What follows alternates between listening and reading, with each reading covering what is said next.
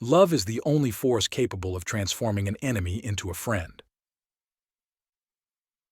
We must accept finite disappointment, but never lose infinite hope.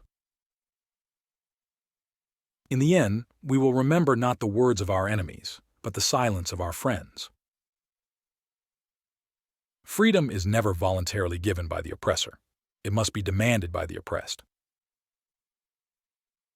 The function of education is to teach one to think intensively and to think critically. Intelligence plus character. That is the goal of true education. Man must evolve for all human conflict a method which rejects revenge, aggression, and retaliation. The foundation of such a method is love. Injustice anywhere is a threat to justice everywhere. Our scientific power has outrun our spiritual power. We have guided missiles and misguided men. I refuse to accept the view that mankind is so tragically bound to the starless midnight of racism and war that the bright daybreak of peace and brotherhood can never become a reality. I believe that unarmed truth and unconditional love will have the final word.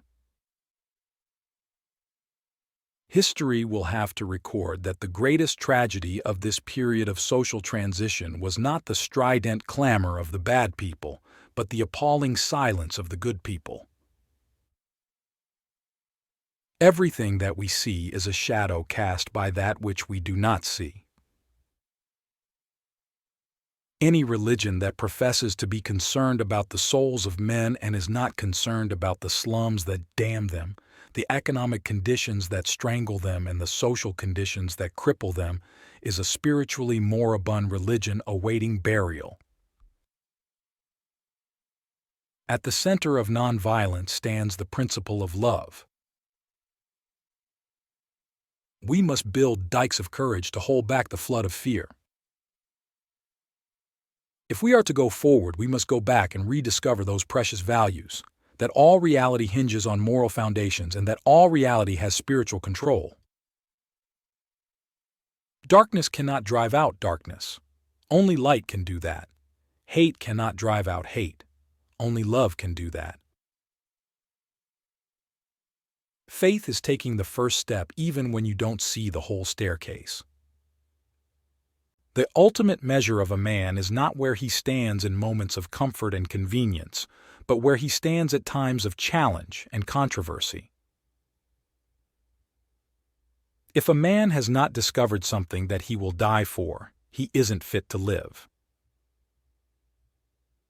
Life's most persistent and urgent question is, what are you doing for others? We may have all come on different ships, but we're in the same boat now.